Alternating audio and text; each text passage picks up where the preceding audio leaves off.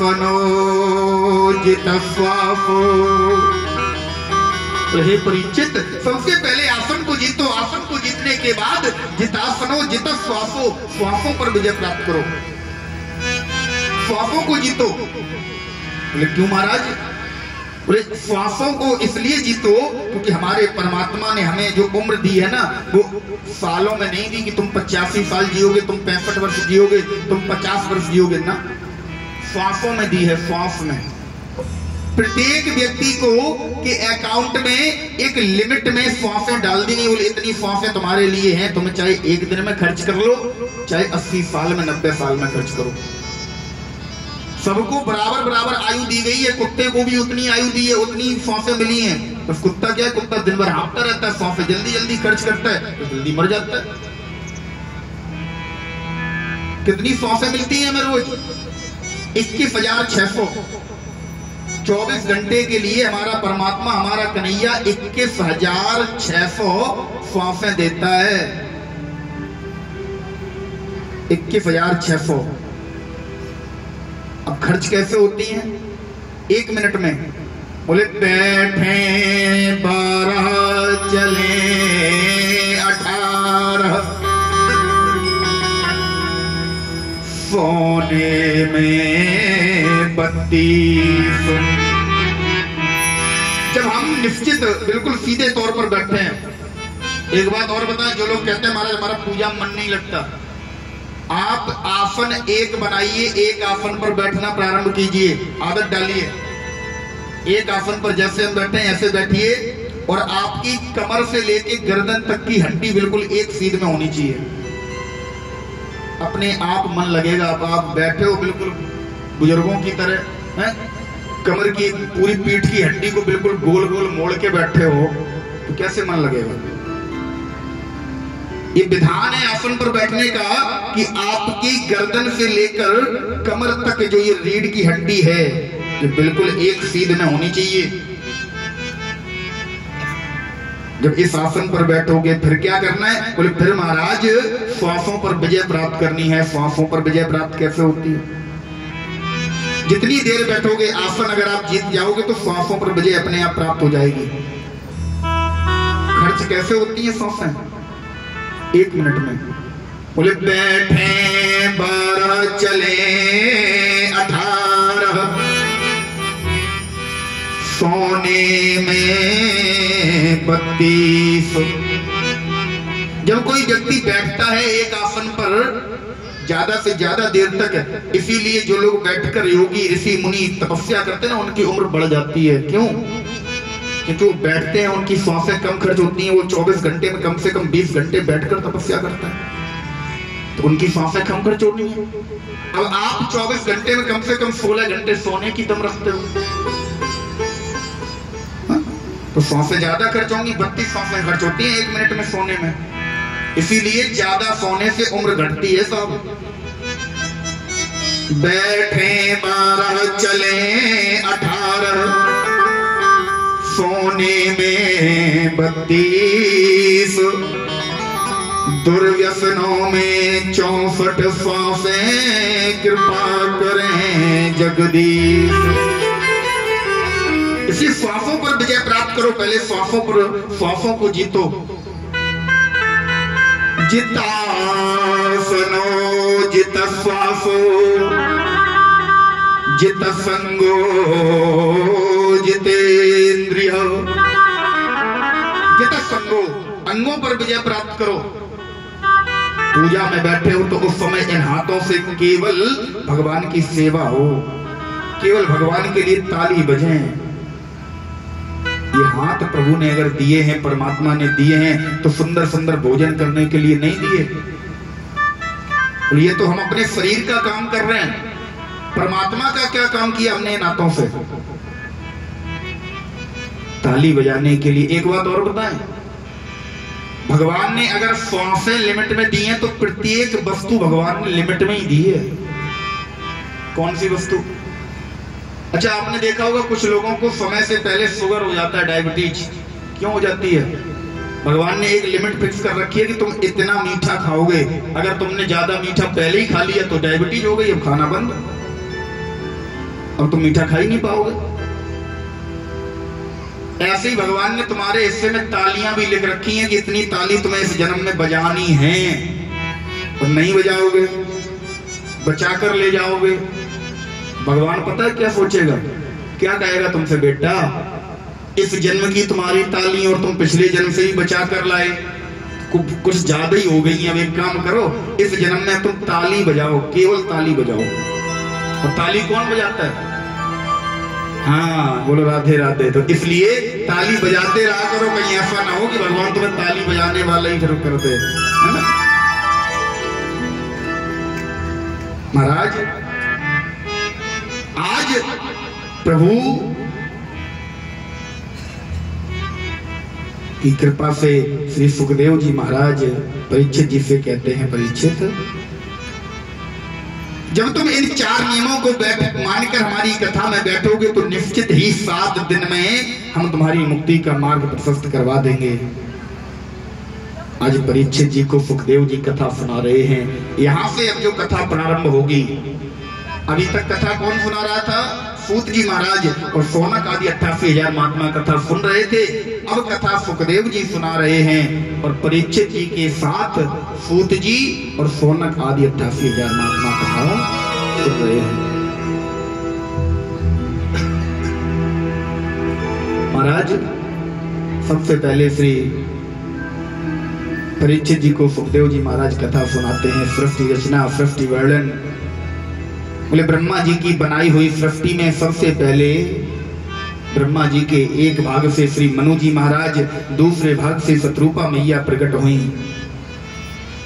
दोनों ने जिस समय सृष्टि रचना आरंभ की, मनोस्तु शतरूपायाम त्रिश्च कन्या जग्निरे। इनकी 3 कन्याएं हुई। मनु महाराज और शत्रुपा मैया को 3 कन्याओं की प्राप्ति हुई। आकुति देवहूतिश्च प्रसूतिर्दिवे श्रुतः। 3 कन्याएं हैं, एक का नाम है आकुति, एक का देवहूति, एक का प्रसूति। इनकी जो पहली कन्या है देवहूति, इसका विवाह करदम जी के साथ हुआ। दूसरी कन्या आकुति का विवाह रुचि प्रजापति के साथ, और तीसरी कन्या जो प्रसूति है इसका विवाह हुआ तक्ष प्रजापति के साथ। प्रसूति मैया का विवाह दक्ष प्रजापति के साथ हुआ। इनकी एक कन्या है जिसका नाम है सती। सती का विवाह भूतेश्वर भूत भावन भस्मांगधारी पाप पंजहारी भोलेनाथ बाबा जी महाराज के साथ हुआ। एक बार की बात है, बड़ा ही सुंदर प्रसंग सती चरित्र का आता है श्रीमद् भागवत महापुराण में, और रामचरितमानस में भी ये प्रसंग आता है। एक बार की बात है भैया, गोस्वामी बाबा लिखते हैं, एक बार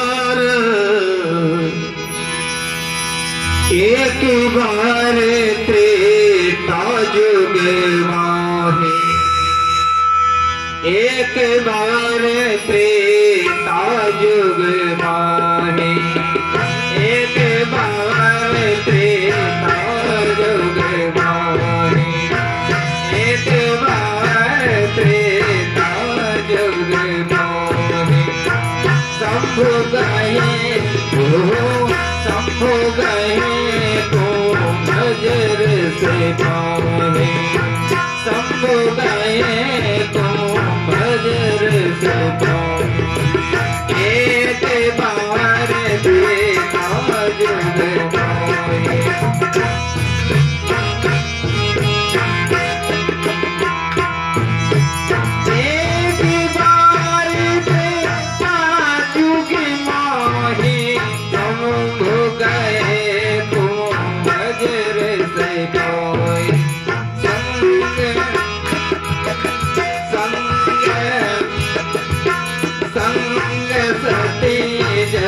जननी भवानी, संग सती जग जननी भवानी, पूजे से अखिलेश्वर ज्योति, पूजे से अखिलेश्वर ज्योति। एक बार त्रेता युग माही, बोले त्रेता युग की बात है। त्रेता युग में एक बार कौन? बोले शंभू। भोलेनाथ बाबा जी महाराज एक बार त्रेता युग में जा रहे हैं। कहां? कुंभज ऋषि पाई। कुंभज माने अगस्त। कुंभज माने होता है जिसका जन्म कुंभ से अर्थात घड़े से हुआ हो। अगस्त महात्मा के पास एक बार भोले बाबा जा रहे हैं। और काहे के लिए जा रहे हैं? कथा सुनने। साथ में कौन है भैया? ध्यान देना, ये आपकी कथा है, बड़े ध्यान से सुनना। आपकी कथा है ये।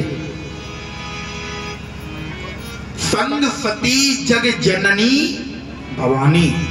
कौन साथ में है? जग जननी भवानी साथ में है। तो कितना सुंदर शब्द लिखा गोस्वामी बाबा ने। बोले संग सती जग जननी भवानी। जगत जननी भवानी मैया साथ में है। क्यों? भोले बाबा भाव है। भोले बाबा जगत बंधु हैं, तो उनकी पत्नी कौन होंगी? जगत जननी। अच्छी बात है। साथ में गए, कथा सुनने जैसे ही पहुंचे तो महाराज हुआ क्या?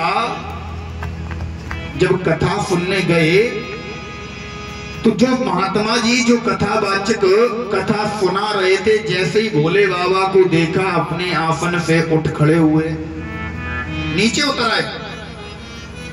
और भोले बाबा और मैया पार्वती जो कथा सुनने गए थे उन्हें ले जाकर अपने आसन पर बैठा दिया। अब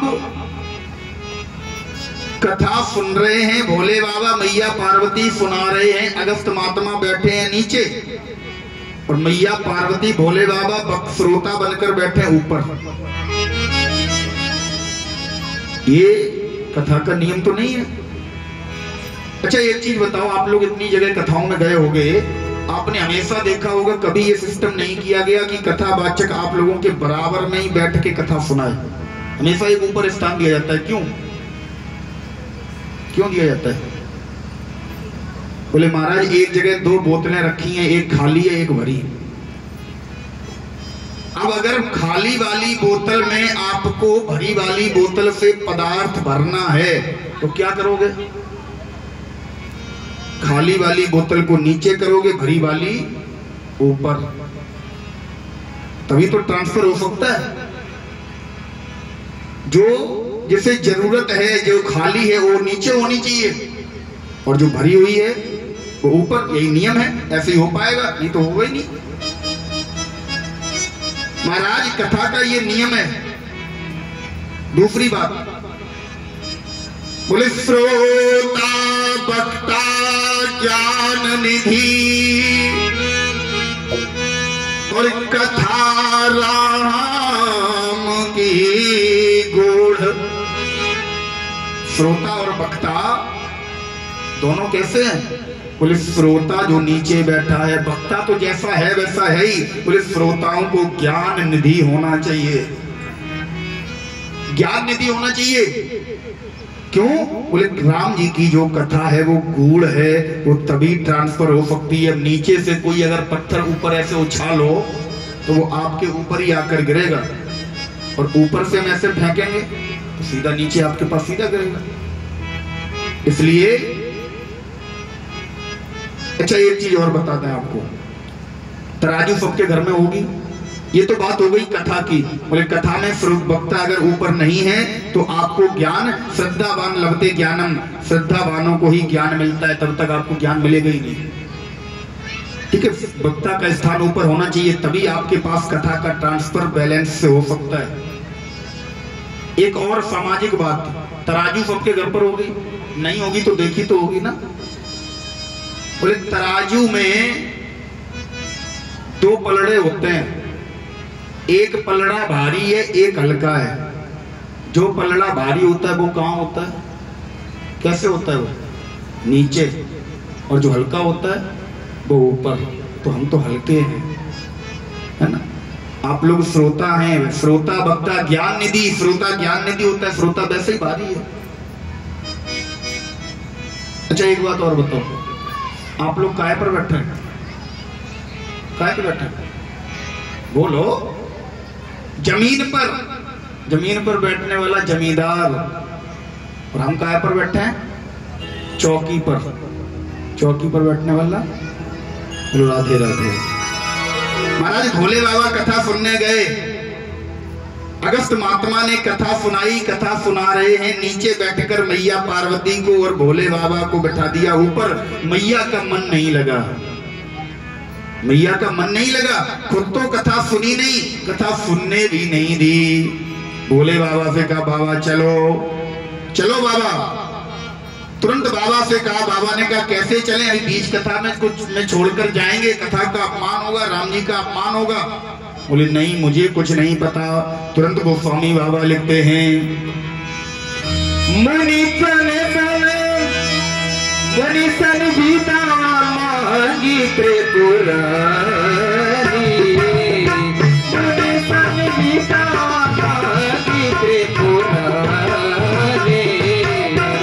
चले भवन सचते कुमारी, चले भवन सचते कुमारी, मुनि सन गीता, मुनि सन गीता, मुनि सन गीता मांगी त्रिपुरारी, चले भवन सचते कुमारी, चले भवन सचते कुमारी।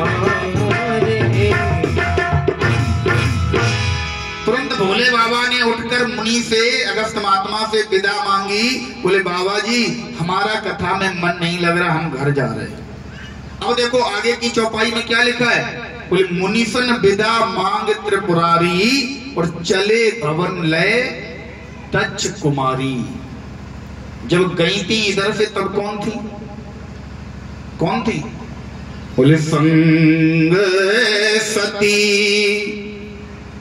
जग जननी भवानी। जब गई थी तो कौन थी?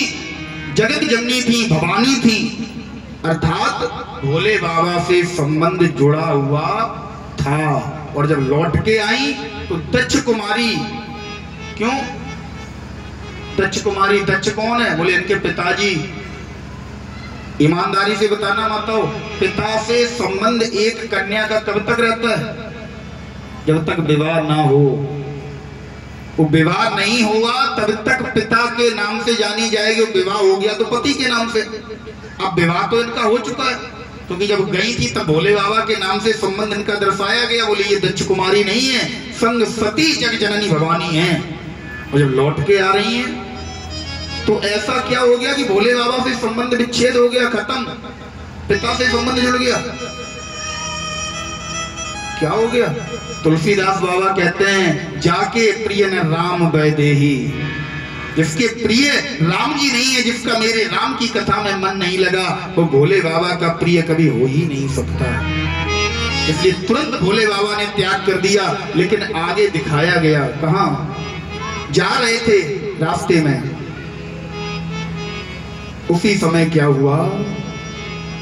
शंभु समय ते ही राम ही देखा, शंभु समय ते ही राम ही देखा।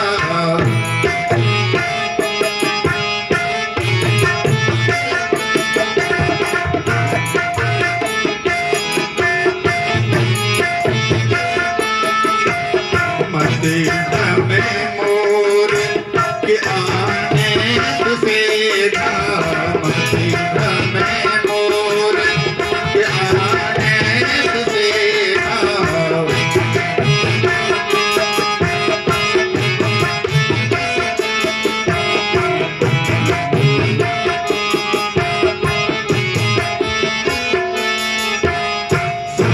वो समय क्या हुआ? बोले महाराज त्रेता युग में ये भोले बाबा जा रहे थे कथा सुनने, उसी समय राम जी का अवतार हुआ। राम जी सरकार कर क्या रहे हैं? इधर भोले बाबा मैया पार्वती को लेके लौट रहे हैं, इधर से राम जी लक्ष्मण भैया के साथ जा रहे हैं। कर क्या रहे हैं? भोले बाबा ने देखा क्या कर रहे हैं राम जी, कि राम जी विलाप कर रहे हैं, राम जी अपनी लीला कर रहे हैं। उस लीला में मारीच का वध हो चुका है, जानकी मैया का हरण हो चुका है, जानकी मैया का हरण हो गया। राम जी सरकार ढूंढ रहे हैं, आवाज लगा रहे हैं, विलाप कर रहे हैं कि हे खग मृग हे मधु कर श्रेणी,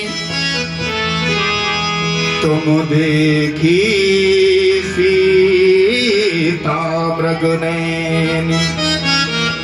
राम जी सरकार सबसे पूछ रहे हैं, सबसे बार बार जाकर खग से, पक्षियों से, भंवरों से, लताओं से, पत्तियों से पूछ रहे हैं।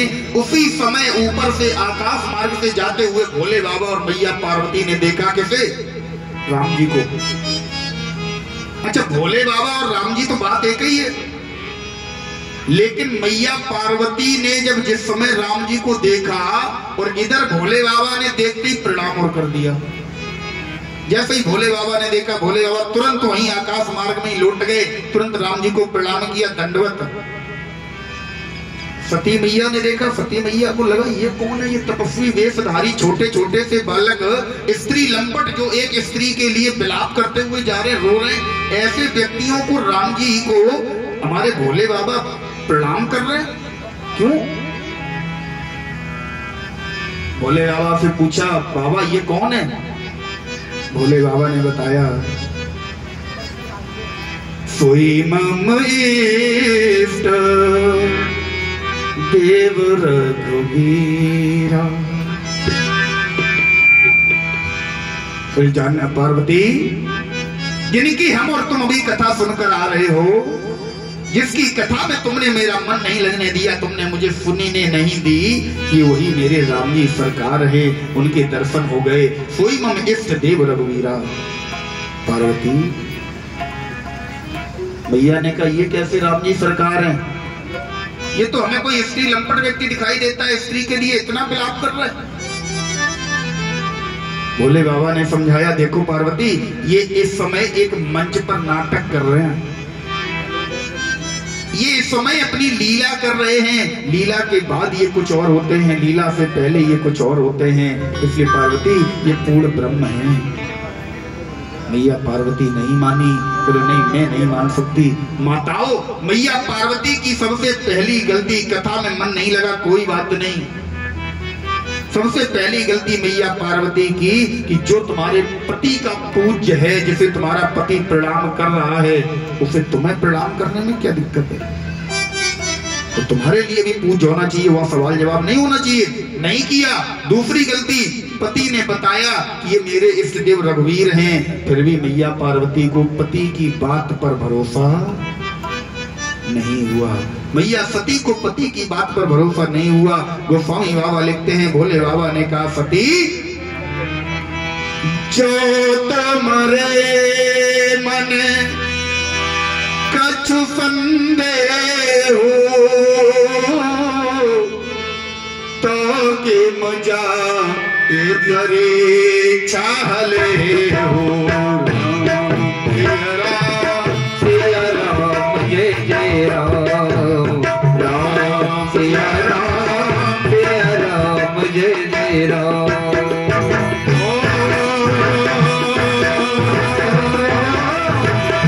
जो तुम्हें अति संदेह हो,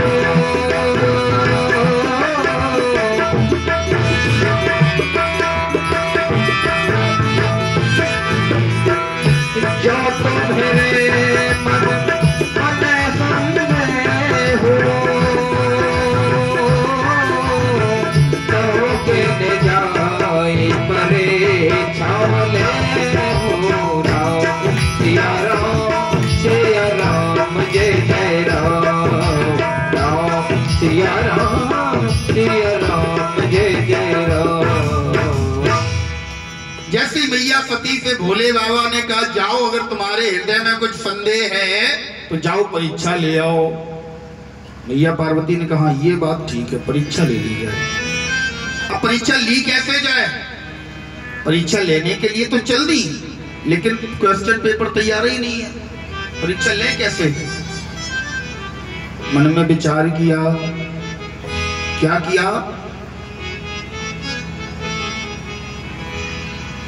उमा कीन सीता कृत बेखा। महाराज क्या किया? तुरंत सती मैया ने भेष बनाया। किसका? अच्छा एक बात और बताएं, एक सज्जन व्यक्ति है और एक दुर्जन व्यक्ति है। सज्जन व्यक्ति जब भी कोई कार्य करेगा तो उसी के अनुरूप भेष बनाएगा, उसी के अनुरूप। अगर सज्जन व्यक्ति चोरी करने जाएगा तो चोर वाले ही भेष बनाएगा, भले ही चोरी करने जा रहा हो। और दुर्जन व्यक्ति अगर चोरी करने जाएगा तो भेष बनाएगा साधु का। जैसे कि रावण चोरी करने जा रहा है, भेष काय का बनाया? साधु का। सती मैया आज दुर्जन वाला काम कर रही हैं, राम जी की परीक्षा लेने जा रही हैं। भेष किसका बना रही हैं? जानकी मैया का, सीता मैया का। सज्जन का भेष बना रही हैं। तीसरी गलती सती मैया की, ये अपनी माँ, राम जी को भोले बाबा अपनी माता मानते हैं, अपने पिता मानते हैं, जानकी मैया को माता मानते हैं। राम जी को पिता मानते हैं, जानकी मैया को माता मानते हैं। आज जानकी मैया का भेष सती मैया ने बनाया और सबसे बड़ी गलती तो अब कर रही हैं। क्या गलती की? महाराज जिस मार्ग में राम जी सरकार लक्ष्मण भैया जा रहे थे, उसी मार्ग में सती मैया जाकर चलने लगी। और कहां चल रही हैं? आगे आगे चल रही हैं। दुर्जन सज्जन का भेष भले ही बना ले, लेकिन अपने क्रियाकलापों से, अपने कर्मों से अपनी पोल स्वयं खुलवाएगा। रावण ने साधु का भेष भले ही बना लिया हो, लेकिन जिस समय जानकी मैया का हरण किया तुरंत पोल खुल गई कि ये साधु नहीं है। जानकी मैया का भेष सती मैया ने भले ही बना लिया हो, लेकिन जिस समय राम जी से आगे चलने लगी तुरंत पोल खुल गई, बोली जानकी नहीं हो सकती। क्यों? जैसे ही जानकी मैया की तरह आज सती मैया आगे आगे चल रही हैं। जानकी मैया को देखा, स्वरूप को देखा लक्ष्मण भैया ने कहा प्रभु से, राम जी से, बोले भैया ये हमारी जानकी मैया हमारे आगे आगे चल रही हैं, हम लोग व्यर्थ में मैया को खोज रहे हैं। राम जी ने कहा लक्ष्मण तुम्हें शायद ध्यान नहीं है। बोले क्या? लक्ष्मण जानकी पतिव्रता नारी है, और एक पतिव्रता स्त्री का सदैव धर्म होता है पति से पीछे चलना। पीछे चलने का मतलब ये नहीं कि पति आगे चल रहा है तो मुझसे 4 कदम पीछे चल रहे हैं ना।